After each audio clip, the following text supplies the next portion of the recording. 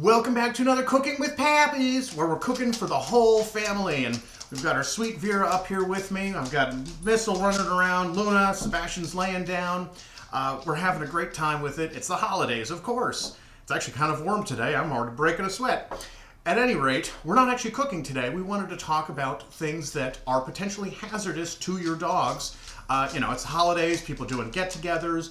People love to give handouts to their animals, and there's a lot of things that you may not realize are actually toxic to your dogs, and you really don't want to give it to them.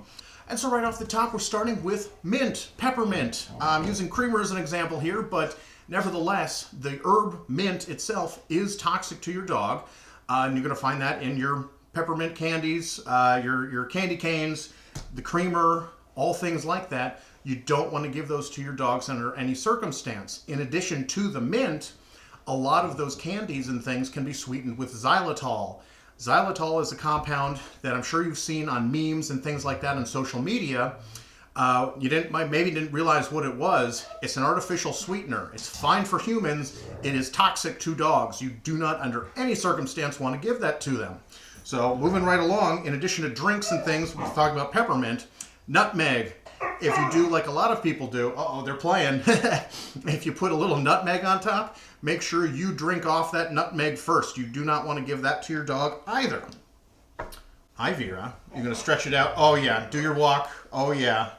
Oh, yeah. Get it, girl. Walk the runway. Show them who's got it. 15 years old, still going strong. Continuing on, garlic and onions. I think a lot of people are aware of that one, but I always want to point that out. Garlic and onions, shallots, doesn't matter if it's a yellow, white, red onion, all toxic. And this time of the year, that becomes a bigger issue. A lot of people are doing, charcuterie platters and whatnot with smoked and cured meats. Those in of themselves may be okay. Salt and pepper, you can give to your dog sparingly. They really can't handle much of it, but you don't know what other herbs and spices may have been put into a lot of those cured meats. In a lot of cases, you may not actually want to be giving those as treats. Yes, they're delicious. Yes, dogs love them. But maybe if you just had some chicken breast or something like that you could give them, or a small piece of beef that's just plain, that would be much better. Bacon, eggs and bacon in the morning.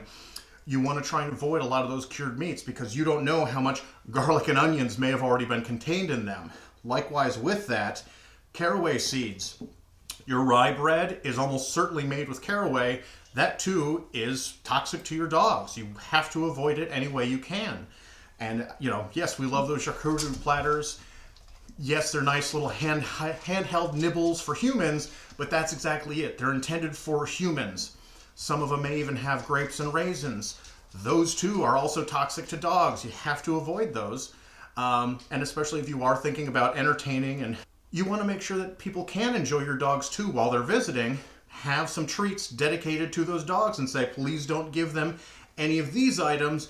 Give them these treats right here. They will do whatever you ask of them to get them. And that's really a great way to go about it to make sure you don't make your dog sick.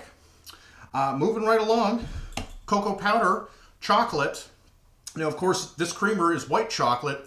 Yes, technically white chocolate does not contain any cocoa, so you're fine. But especially if you're, white chocolate, I think, predominantly is consumed by children. I could be wrong about that. Hi, Vera. But again, if we're talking about children and wanting to instill good behaviors in them, I would not ever recommend teaching your children to give your dog any type of chocolate. Again, one of those things I think most people know, dogs can't consume chocolate. It's a poison to them as well. But cocoa powder in particular, if it's any sort of candy or cookie that's made with cocoa powder. See, even Missile's sounding off about it. She knows, and she's only a year old. You can't give this to them, and cocoa powder is even more, has even more of the chemical compounds of chocolate that make your animal sick. So really, really be scared of this. Keep this away from your dogs at any and all costs. And another one that may surprise you, potatoes. Sweet potatoes are great. Sweet potatoes are not part of this list. Sweet potatoes I can always recommend giving to your dogs, and I give them to ours all the time. Regular potatoes, white, russet, gold, purple, any color. As long as it's not a sweet potato, just a regular potato, they actually contain a chemical compound which can upset your dog's stomachs. For example, you know, when potatoes can start to turn green, that is a result of that chemical compound overproducing inside the potato, and that can actually make human stomachs upset when it starts turning green. You're advised not to consume too many green potatoes. That's why. Likewise with dogs, and it's stated as not every dog is going to exhibit the symptoms of this issue, which is why the ASPCA, for some reason, does not report this. But if you Google it, you'll find you can experiment with your dog.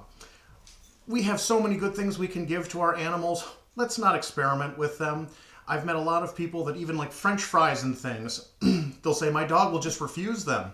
There's a reason for that. It's because your dog has gotten an upset stomach the last time they had it, and they remembered. Sometimes they are smarter than us, I guess. But nevertheless, this is another item that needs to be added to the list from me to say, let's keep those away from our dogs. We have so many great options of healthy treats that you can purchase, things you can make at home. Let's stick to those and keep things like these out of our dogs' stomachs. As always, thank you so very much for watching. Happy holidays, and we'll see you next time. Thank you.